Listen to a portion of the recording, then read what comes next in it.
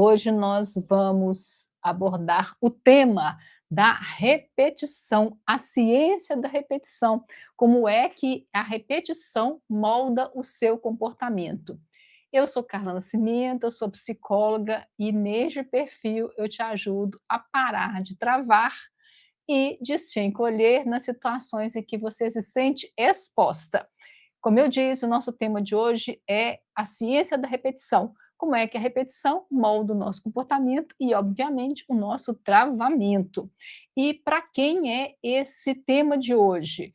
Para as pessoas que precisam saber um pouco mais, entender um pouco melhor como elas funcionam no mundo, como é que o que eu faço determina, entre aspas, aí, determina, molda, pavimenta o meu comportamento e o meu travamento, né? E aí vamos conceituar o que é travamento. Quando eu falo em travar, do que eu estou falando? Vou exemplificar para ficar fácil.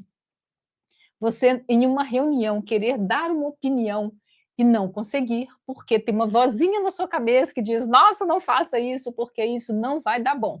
Você vai passar vergonha. Você, em uma discussão, em uma argumentação com alguém, se sente intimidada por uma pessoa né, com uma certa autoridade ali, maior do que você, seja pai, mãe, tio, irmão, mãe, namorado, não importa, amiga, não importa.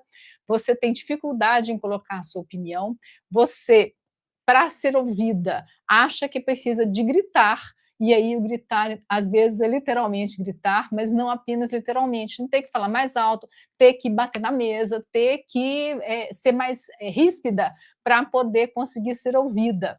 É, por exemplo, você querer colocar um limite em alguém que está te atravessando, que está te invadindo, você precisar colocar esse limite e ficar sem jeito, porque afinal de contas a pessoa pode ficar magoada, a pessoa pode achar ruim, e aí você fica, não consegue fazer. Tudo isso que eu estou citando é o que eu chamo de travamento.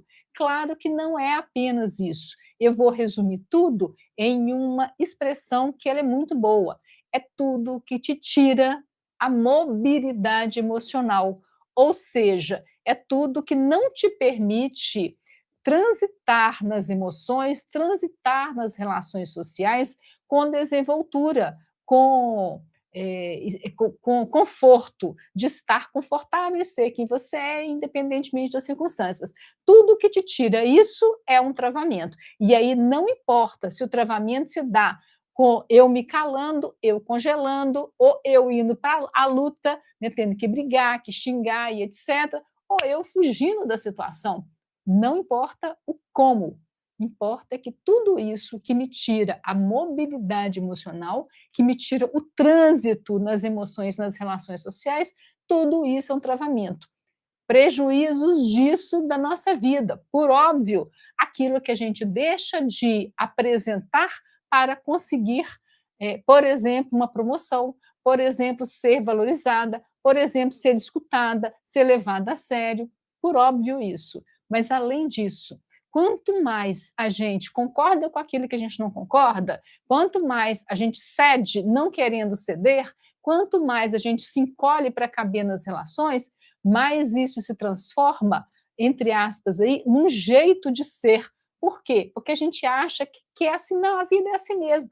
Não, eu sou flexível, eu sou diplomática. Não, então, nada disso. Né? O ideal é que a gente possa ter escolhas. Escolhas de quê? Eu quero agora ceder, agora eu não quero ceder. Agora é importante que a minha opinião prevaleça. Então, vou, né? Tudo isso. Se eu tiver mobilidade, se eu tiver destreza nisso, tá ok. Se não, se eu sempre tenho que agir de uma determinada forma para caber naquelas relações, tudo isso é travamento. Então, como eu estava dizendo, os prejuízos, além de todos os óbvios, isso vai alastrando na nossa vida como erva daninha. Pensa no seu jardim, né? Quem tem jardim, pense no seu. Quem não tem, imagine o jardim alheio. Se a pessoa não estiver lá cuidando e arrancando aquelas plantas que brotam ali no meio, as ervas daninhas, o que acontece? Elas crescem,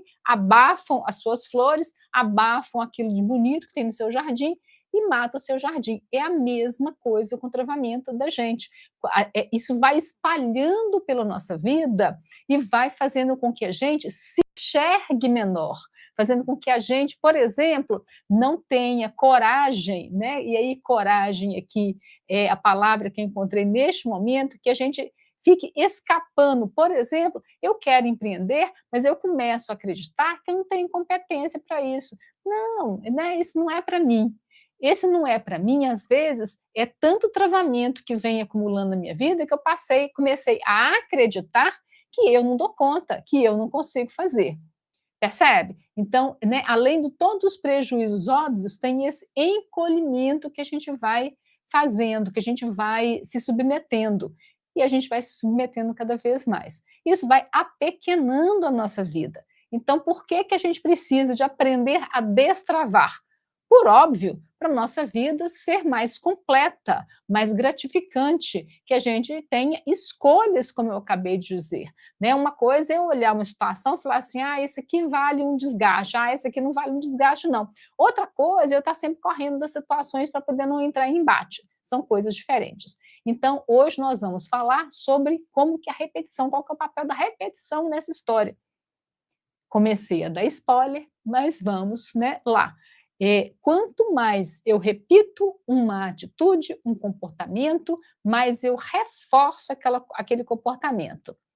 Adestramento de cachorro, você vai treinar e você pede para ele fazer uma ação, aí ele faz, aí você dá né, uma recompensa para ele por ele ter feito. Cada vez que você o solicita, ele faz, você recompensa. Isso é um treinamento. A gente, de certa forma, faz isso. A gente não é cachorro, obviamente, mas a gente se treina também.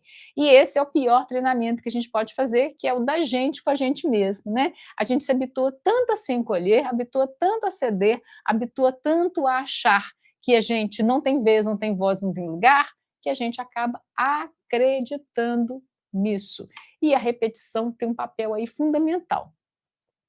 Vamos pensar naquele exemplo, é bom mesmo poder pensar nisso. Uma trilha na mata. Imagina o seguinte: Bandeirante chegou no Brasil, foi lá abrir picada na mata para poder conquistar aí os territórios e fazer estados e por aí vai. Não tinha estrada, não tinha trilha, não tinha. E ele foi abrindo o caminho. Isso foi difícil a primeira vez. Veio uma turma atrás dele. Isso foi ficando cada vez mais fácil. Cada vez que alguém passava por aquela trilha que foi aberta, você concorda que ela ia, além de ir alargando, ela ia pavimentando no sentido de ficar ali mais consistente, de ficar mais sedimentada, de ficar mais óbvia, de demorar mais tempo para que mato crescesse naquele lugar que a pessoa está passando. E isso é uma trilha na mata. Nosso cérebro também funciona com trilhas. Imagina, lembra dos discos grandes de vinil. Lembra daqueles riscos que tinha, assim, que a agulha transitava ali? Aquilo é uma trilha. Né? Cada vez que a gente repete uma ação, a gente vai criando caminhos, vai criando trilhas. Então, imagina que você repete a mesma situação 10.000 vezes. Aquilo vai ficar automático. Pense em alguma coisa que você começou a aprender que era difícil e que você, depois de um tempo, automatizou. Podem ser vários exemplos. O mais óbvio que a gente dá, o mais batido que a gente dá é aprender a dirigir. Mas podem ser outras coisas. Você, quando estava na faculdade e começou a aprender uma profissão, aquilo era muito difícil. À medida que você foi fazendo, cirurgião, à medida que você foi fazendo, foi ficando cada vez mais fácil, até chegar ao ponto de ficar praticamente automático. Cirurgião não é automático, não, dirigir é. Então, pensa aí que você vai aprender a dirigir um trator. No começo vai ser super difícil, você pode saber dirigir carro, mas aí você começa a aprender a dirigir um trator. Não vai ser tão simples. Você vai precisar de pensar em cada ação que você faz. Você vai repetindo, você vai repetindo. Chega um ponto que aquilo já virou automático. Por quê? Porque você repetiu muitas vezes. Isso é a mesma coisa com o nosso cérebro, com os nossos hábitos. Por que a gente diz que nós, humanos, somos criaturas de hábitos, porque a gente tem tendência a repetir aquilo que já está automático. Por quê? Porque o seu cérebro, o seu corpo como um todo, a gente fala o cérebro porque, de certa forma, é ele quem organiza a coisa.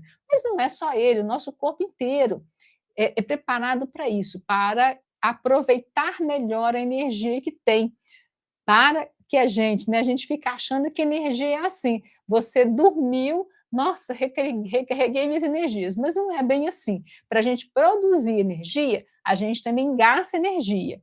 Então, eu preciso de economizar o máximo que eu puder para que eu precise fabricar cada vez menos. E aí, o que é que economiza muito energia? Automatizar as ações. Por isso é que o nosso cérebro cria coisas automáticas, hábitos. Então, hábito, a gente vai repetir aquela ação. E aí, né, assim, a repetição, acabei de dizer, ela molda hábitos. A frequência dessa repetição também vai contar para a gente do quanto aquilo vai ser durável na nossa vida. Porque pensa o seguinte: você estava estudando para fazer uma prova lá no ensino médio, né, qualquer momento da sua vida, lembra aí de uma prova. Você estudava, então você fazia exercício matemático, geometria, qualquer coisa, inglês, qualquer coisa, a gente fazia exercício. E aí, cada vez que a gente fazia exercício, aquilo firmava mais no nosso cérebro e a gente se sentia mais preparado para poder fazer a prova. Passou a prova, o que a gente fazia? Nossa, deletei do meu cérebro. Hoje, você se lembra de trigonometria? Nossa, nem a vírgula. Nada, a não ser as pessoas que continuaram utilizando isso ao longo da sua vida acadêmica, da sua profissão. Mas nós que não utilizamos, eu sou psicóloga, não utilizo, não lembro mais de trigonometria. Antes, né, já contei que antes de ser psicóloga eu era contadora. Outro dia eu fui ver coisas de contabilidade, eu tomei assim, nossa, eu fiquei muito surpresa, porque assim, mudou a vida. Eu não continuei. Muita coisa eu já esqueci, outras eu nem aprendi. Então, se a gente está repetindo, repetindo, repetindo, significa que aquele está ficando cada vez mais sedimentado, cada vez mais pavimentado, cada vez mais sólido, cada vez mais automatizado, para que eu perca esse automatismo de resposta, gasta um pouco de energia.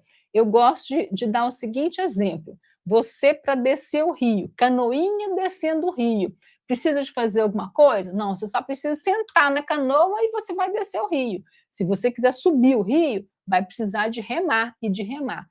Percebe? Então, assim, tudo que está automático, ele é mais fácil e a gente vai naquela via.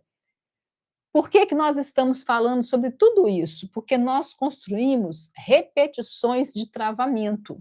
Cada vez que a gente, né, lá atrás, né, quando eu digo lá atrás, é um lá atrás relativo, porque isso acontece todo dia. Como eu acabei de dizer, se eu paro de passar por aquele lugar, se eu paro de repetir aquele hábito, ele meio que desaparece. Então, o lá atrás é relativo. Um dia eu aprendi,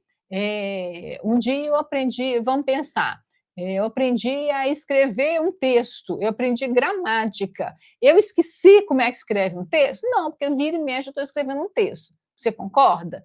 Então, se eu parar, né, por exemplo, idioma, você está aprendendo, sei lá, italiano, aí você começa a fazer exercício de italiano, você começa a ficar fluente no italiano. Aí você para de falar, de escutar, de estudar, de assistir filme, de tudo. O que acontece daí a 5 ou 10 anos? Você já esqueceu um monte. Por quê? Porque parou de utilizar. Então, esse lá atrás é sempre relativo. Ela é um lá atrás que ainda existe hoje, porque eu já ainda estou fazendo. Então, em algum momento da minha vida, eu aprendi que se eu ficasse quietinha, eu não sofreria uma pena, eu não apanharia, eu não seria repreendida, eu ficaria meio desaparecida e estava tudo certo. Por quê? Porque aquele ambiente, naquele momento, era muito perigoso, ele era muito violento. Então eu aprendi que, nossa, tem que ficar quietinha para me proteger. 30 anos depois, o sujeito já saiu daquela situação há muito tempo. Ele já não vive mais naquela família, já não está ali mais. Só que ele continua se escondendo. Por quê? Porque essa resposta ficou a resposta facilitada no cérebro dele. Então, quando aparece uma situação qualquer, que a nossa a amígdala é uma estruturazinha que fica lá no meio do nosso cérebro. Ela faz um monte de coisa importante. Uma das coisas importantes que ela faz é detectar ameaça no ambiente e preparar o nosso corpo para lutar, fugir, congelar ou bajular, porque bajular também é uma saída. Então, ela prepara o nosso corpo para uma saída daquela situação. Essa saída, ela fica automatizada. Então, o sujeito lá, quando tinha, sei lá, 5, 6 anos de idade, aprendeu aquilo e ficou naquilo durante uma boa parte da vida. Lá pelos 20, ele saiu de casa, ele já não mora mais naquela família. Só que hoje, aos 40, ele continua agindo como ele agia aos 10. Percebe? Por quê? Porque ele aprendeu que aquela saída funcionava. E toda vez que a gente aprende que uma saída funciona, a gente não quer abrir mão dessa saída. Por quê? Porque ela está facilitada, ela deu certo uma vez, eu não preciso pensar de novo, nossa, como é que eu vou agir nessa situação? A gente nem pensa, a gente nem percebe. A gente só começa a perceber que a gente está travando, e aí lembra do que é travar, né? Eu fiz a descrição todo no travar. Quem não pegou, né, assiste de novo o começo da live, que eu expliquei né, todas as possibilidades do que é, do que eu chamo de travamento. Então, se eu estou ali, a gente só percebe que está travando quando a coisa está sendo muito danosa para a nossa vida. Lembra que eu disse lá no comecinho que isso vai se espalhando pela nossa vida, como erva daninha numa plantação, num jardim, vai crescendo tanto que começa a abafar, vai crescendo tanto que começa a nossa vida vai ficando pequena demais. E aí isso começa a trazer muito prejuízo. Quando tem muito prejuízo, a gente começa a olhar para isso. E aí a gente percebe que tem alguma coisa ali que precisa ser mexida, que precisa ser olhada, que precisa ser modificada. Então, a gente só vai, né, assim, subir o rio remando, e é isso, né? Ver que tem travamento, agora eu tenho que fazer alguma coisa com isso, porque minha vida está pequena demais, minha vida não está boa, minha vida está ruim. Quando eu percebo que a minha vida está ruim, eu tenho duas saídas. A primeira é deixar como está, porque é a atitude mais fácil. Tem prejuízo? Um monte, mas às vezes a gente prefere um monte de prejuízo que a gente conhece do que a possibilidade de uma coisa boa que a gente desconhece. Então, essa é uma saída. E está tudo bem, né? Assim, saídas possíveis. A segunda saída, então, ó, tudo na nossa vida, praticamente tudo na nossa vida, tem duas coisas: uma recompensa imediata e uma recompensa posterior. Lembra do experimento que eu contei que eles fizeram na década de 50, 60, com crianças americanas? Eles colocavam as crianças numa sala e davam, né, salas separadas, e davam marshmallow para eles. E aí dizia assim: você pode comer o seu marshmallow a hora que você quiser. Porém, se você aguardar 15 minutos, na hora que eu voltar, se você não tiver comido, você ganha o segundo marshmallow. Um monte de criança comeu marshmallow rapidamente e algumas crianças, eles aguardaram os 15 minutos. Então, tem sempre uma recompensa que é imediata e uma recompensa que é depois. A recompensa depois parece que dá mais trabalho, só que, né, a gente tem prejuízo agora ou tem prejuízo depois, a gente escolhe o prejuízo que a gente quer ter. Tudo na vida tem ganho e perda. A gente só escolhe, né, normalmente a gente escolhe o que a gente quer perder. Então, eu posso olhar para essa situação e pensar o seguinte: eu posso olhar para a situação e pensar assim, tá, estou travando, minha vida está uma porcaria, o que eu faço com isso? Nossa, nada, porque não me dá trabalho agora, então vou deixar como está. A segunda possibilidade é eu pensar assim, nossa, vai me dar trabalho agora para modificar isso sim, mas assim que eu modificar, minha vida vai ser muito melhor para o resto da minha vida. As crianças que conseguiram aguardar os 15 minutos, que conseguiram, né, esperar pela recompensa, eles, na americana é bom por isso, né, das pesquisas e tal, eles fizeram acompanhamento longitudinal dessas crianças. Significa o quê? Que eles acompanharam essas crianças até na vida adulta, até na velhice. Então, foi uma pesquisa que durou assim, décadas. E aí, o que eles constataram? As crianças que conseguiram esperar, elas eram mais bem-sucedidas. E por que isso? Porque a gente tem uma estrutura cerebral, eu falei da amígdala, que é aquela que tem um monte de função, principalmente detectar ameaça no ambiente e preparar a gente para lutar, fugir, abajular ou congelar. E tem uma segunda estrutura, que também tem um monte de função, mas ela tem uma função muito importante para a gente, que é o quê?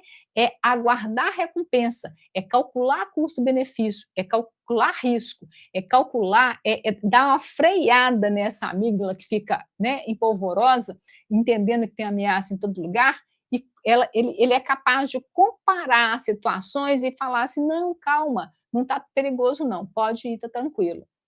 Essa estrutura, que é o córtex pré-frontal, né, que fica aqui logo atrás da nossa testa, quando a gente aguarda, quando a gente treina a receber recompensa mais tarde, não tão imediato, a gente está treinando esse córtex para funcionar melhor.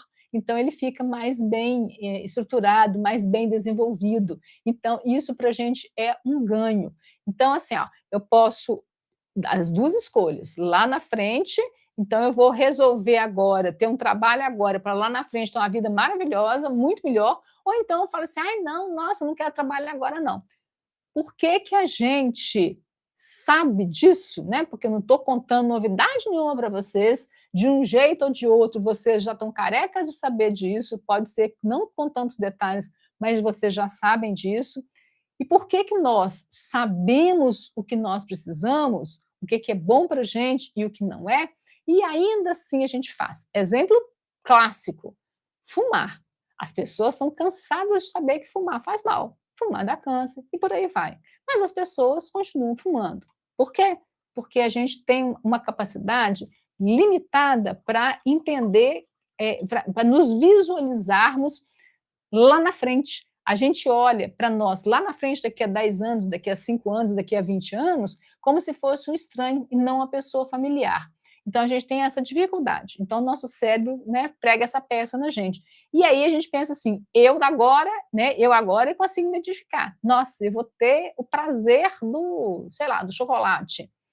Ah, mas se eu adiar o chocolate, daqui a 1 ano eu não vou estar mais acima do peso. Nossa, mas eu não enxergo a Carla daqui a 1 ano, eu enxergo a Carla da agora. E a Carla da agora que é o prazer agora.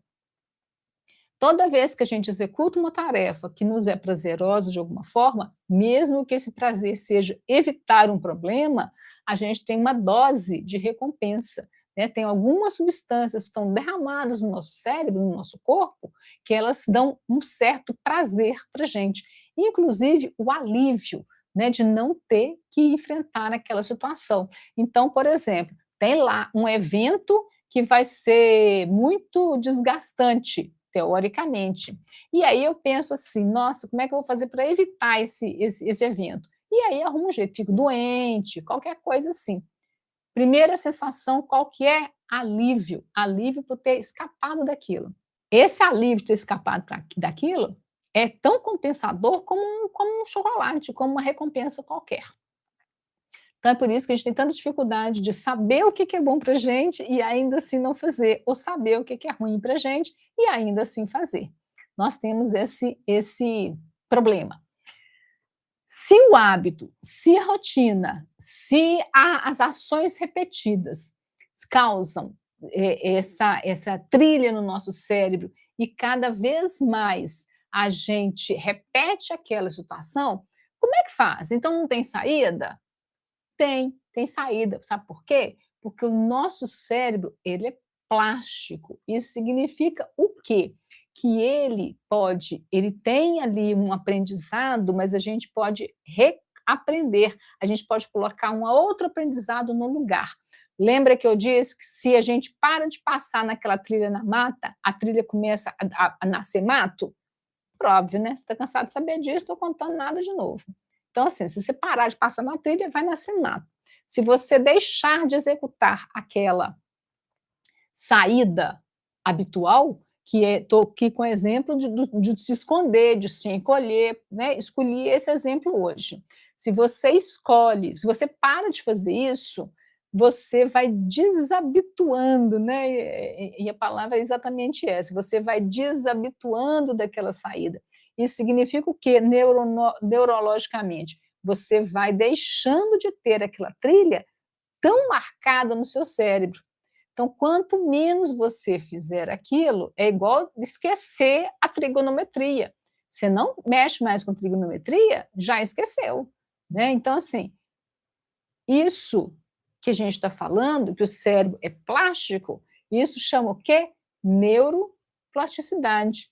Neuro do cérebro, plasticidade, dessa elasticidade, dessa flexibilidade, dessa condição de modificar alguma coisa que estava muito marcada e muito sedimentada ali. Então, a gente tem uma neuroplasticidade. Isso significa o quê? Se eu tenho trilhas muito marcadas no meu cérebro, eu preciso de descontinuar o uso daquela saída e começar a utilizar uma outra saída para que eu crie outra trilha no cérebro. Né? As coisas, de um modo geral, elas não desaparecem do nada. Os hábitos nossos, nós somos, de novo, né? Nós somos criaturas de hábitos. A gente quer ter coisas automáticas, porque elas funcionam melhor para a gente, para economizar a nossa energia, para economizar o desgaste cerebral e por aí vai. Então, se a gente tem um hábito muito arraigado, a gente às vezes precisa de colocar outro hábito no lugar, porque aí a saída é muito mais fácil e muito mais rápida. Então, por que que as pessoas que estão tentando parar de fumar vão colocar os chicletes, a bala, o talinho da cenoura no lugar do cigarro? Porque aquilo vai criando um outro jeito de descontinuar aquele hábito. Não é uma boa coisa, não, mas né, assim, vale para parar de fumar. E aí a gente tem que perceber quais são os hábitos que a gente tem que são desejáveis e quais são indesejáveis. Os desejáveis, eu tenho que facilitar a execução deles e dificultar os indesejáveis. Como é que eu faço para... Eu estou falando de parar de travar, eu estou dando exemplos aleatórios, mas a gente pode, né, fazer o transporte do exemplo para a coisa do travar. Então, vou dar um exemplo fácil. Você quer começar, você quer criar o hábito de ir para a academia, fazer ginástica, você não gosta.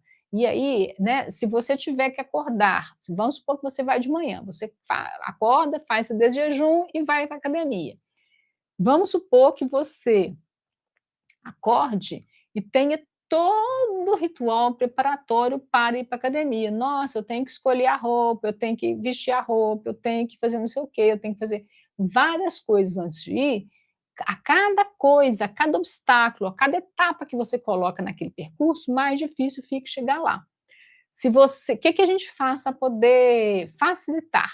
Eu já deixo toda a roupa separadinho, tênis separadinho, lá na porta, meinha, etc.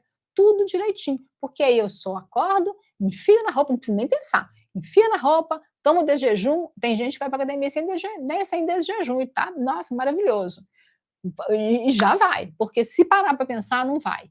Então é assim que a gente faz, que a gente cria um hábito novo. A gente facilita aquele hábito novo e a gente dificulta o hábito antigo.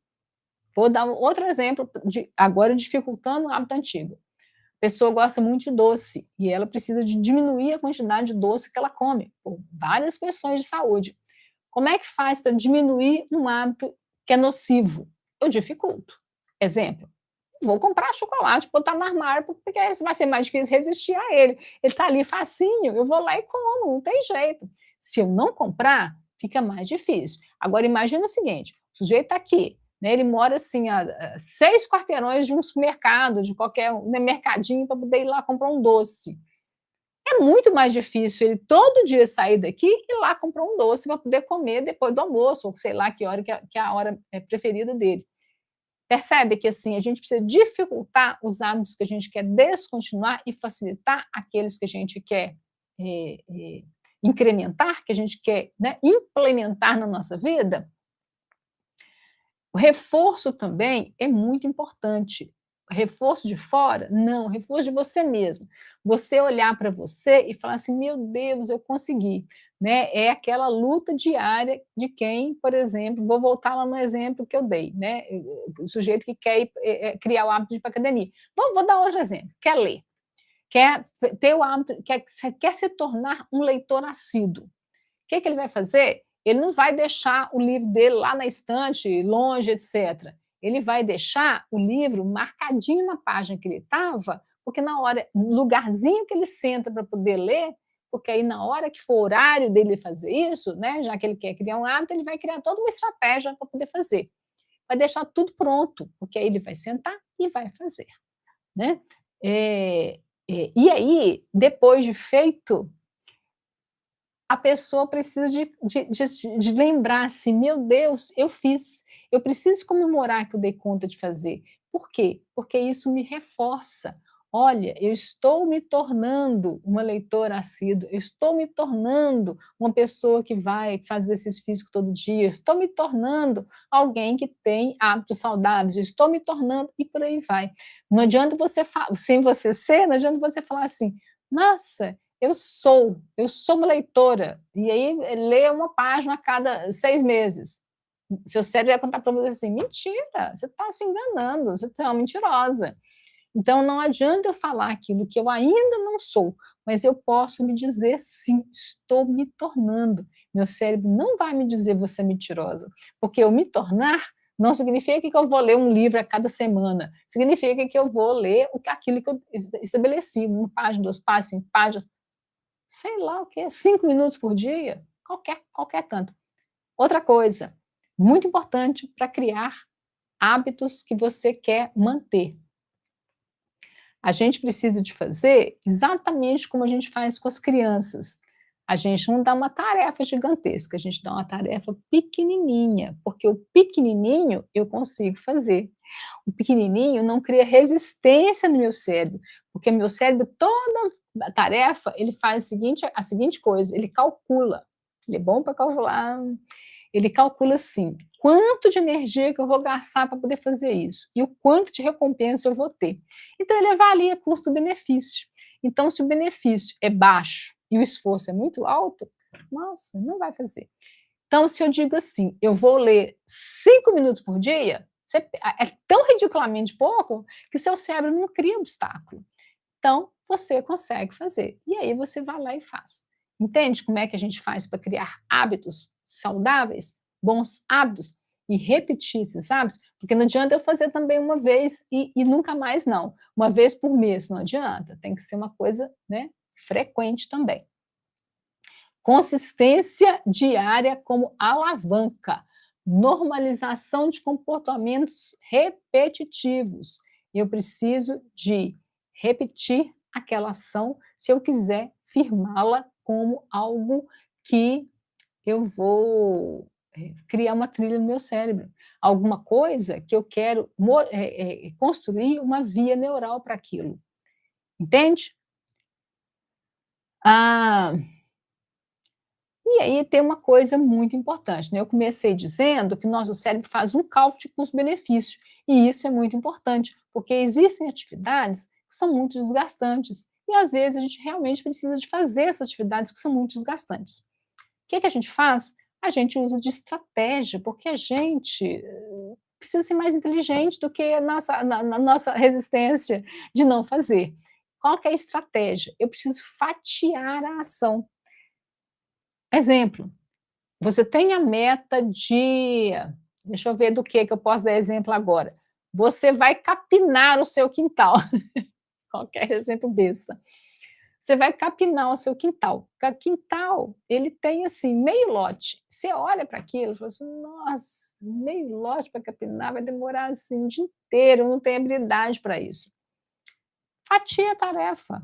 Você capina, você faz assim: "Vou capinar um quadrado de 20 centímetros quadrados". Você vai lá, marca e capina aquilo. Por quê? Se eu fatiar a tarefa, meu cérebro vai pensar assim: "Nossa, a energia que eu vou gastar vai ser muito baixa". Quando eu estou falando meu cérebro vai pensar, é claro que eu estou fazendo, né, estou usando uma figura de linguagem, que eu estou fazendo, te dando uma licença poética para falar isso, porque isso não é consciente. Claro que passa a ser quando você deliberadamente está criando novas trilhas no seu cérebro. Aí isso passa a ser consciente. Agora, se você estiver distraidinho na vida, é por isso que a gente tem tanta preguiça, porque o nosso cérebro está sempre calculando. Nossa, quantos trabalhos você vai me dar? Nossa, vai ter trabalho demais, então não vou fazer não. E aí a gente fica curtindo a preguiça. Por quê? Porque é muito mais fácil. E não é só porque é muito mais fácil fazer não, porque tem preguiças que elas são muito custosas. É mais fácil no curto prazo. Então ele calcula assim, quanta energia que eu vou gastar agora, porque, né, quanto menos desenvolvido está o nosso córtex pré-frontal, menor a capacidade que ele tem de calcular ganhos futuros. Ele está sempre pensando nos ganhos presentes. Então, pessoas que estão sempre curtidas na preguiça, elas estão calculando ganho presente. Ganho presente é assim, isso é me dar trabalho, isso eu não vou fazer. E aí adia, né, lá na frente é outra história. Tem uma galera que diz assim: "Nossa, isso é um problema para o meu eu futuro", e é verdade, é um problema para o eu futuro, só que esse eu futuro, a gente não consegue visualizá-lo. Por quê? Porque a gente tem uma incapacidade de fazer isso. A gente está sempre olhando para o nosso eu futuro como se fosse outra pessoa, e por isso que é tão difícil adiar a recompensa, porque é como se a gente falasse assim: eu vou deixar de ganhar isso agora, e quem vai lucrar com isso é o vizinho. E aí a gente não faz, né? Porque a gente perde a capacidade de enxergar que esse eu lá na frente é o mesmo eu da agora. Por quê? Porque o meu córtex, que faz esse cálculo, ele está, mas não está tão desenvolvido, né? Que a gente está conversando hoje? Como é que os nossos hábitos, as nossas repetições moldam a nossa personalidade, a nossa identidade? Como é que ele molda quem eu sou? E aí entra uma questão importante. Se eu sou os meus hábitos, quando eu tento modificar os meus hábitos, eu caio numa outra questão, que é uma questão da minha identidade. Se eu sou uma pessoa que sempre responde às demandas externas, acatando, sendo solícita, sendo, né, eu vou chamar isso de boazinha, sendo boazinha demais, o que acontece? Na hora que eu deixo de ser boazinha, eu perdi minha identidade. E aí eu já não sei mais quem que eu sou. E isso é para tudo. Se eu sou uma pessoa raivosa, né, e aí brigo por tudo, e estou sempre, né, estou sempre em guerra por qualquer questão, se eu quero modificar isso, à medida que eu vou modificando, eu vou perdendo quem eu sou. E a gente tem uma grande dificuldade de estar nesse entre, porque identidade, ela não é assim: "Nossa, tirei essa e imediatamente foi entrando essa", não é. Faz um vácuo em algum momento. E aí a gente fica com muita dificuldade disso. Lembra da história do eu vou contar para mim, eu não vou contar para mim que eu sou uma leitora, ou que eu sou motorista, ou que eu sou, comprometido, ou que eu sou qualquer coisa, se eu ainda não sou, porque meu cérebro vai trucar. Vai falar assim: "Nossa, é truco, né? Mentira é essa que você está contando?". Mas eu vou dizer: "Estou me tornando", porque quando eu estou me tornando, é quase como se eu estivesse sobrepondo identidades.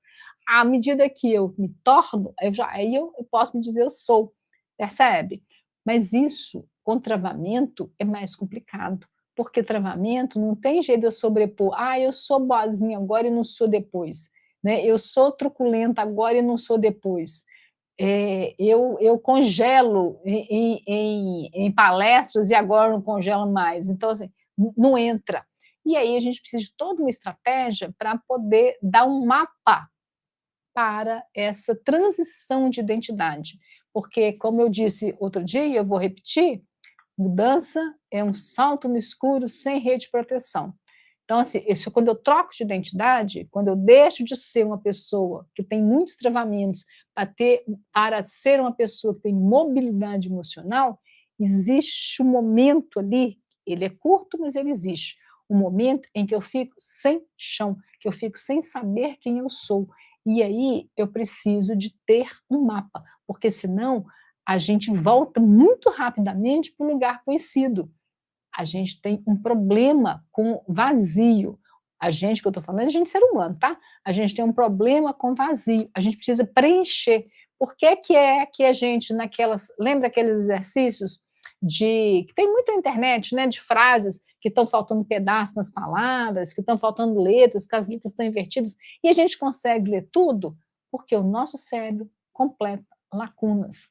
Então, se eu estou num limbo de identidade, eu vou preferir correr de volta para aquele que eu já conheço, do que ficar naquela angústia do sem chão. Então, né, e aí precisa de um mapa para poder fazer isso mesmo. De novo, nós somos criaturas de hábitos. O que significa isso? Que a nossa identidade é uma soma das nossas rotinas, daquilo que a gente repete, daquilo que a gente faz. Percebe por que é tão importante a gente ir olhando para o que a gente está repetindo, para aquilo que está tão automático que a gente para de perceber? Você já se viu numa situação, você mora, sei lá, há 20 anos no mesmo lugar, você passa, né, 20 anos na mesma rua, um dia você repara que tem uma casa ali que você não tinha visto, só que a casa né, aquela casa está ali há 20 anos e você não tinha visto. Porque a gente está tão habituado com uma determinada paisagem que a gente para de enxergar. Então a gente precisa de voltar a enxergar aquilo que a gente faz e aqueles nossos hábitos. Então eu vou convidar vocês a me contarem quais são os hábitos que vocês têm, quais são as situações automáticas, as saídas automáticas que vocês têm, que vocês querem modificar. E aí vocês me contem isso e eu vou ajudá-los com isso. Nós vamos fazer outras lives respondendo aquilo que vocês mandaram. Então, contem, contem, contem. Contem nos comentários, tá? Mandem direct, da maneira que vocês acharem mais interessante para a gente ir trocando figurinha, né? Tá bom? Agradeço a todo mundo que esteve aqui comigo hoje.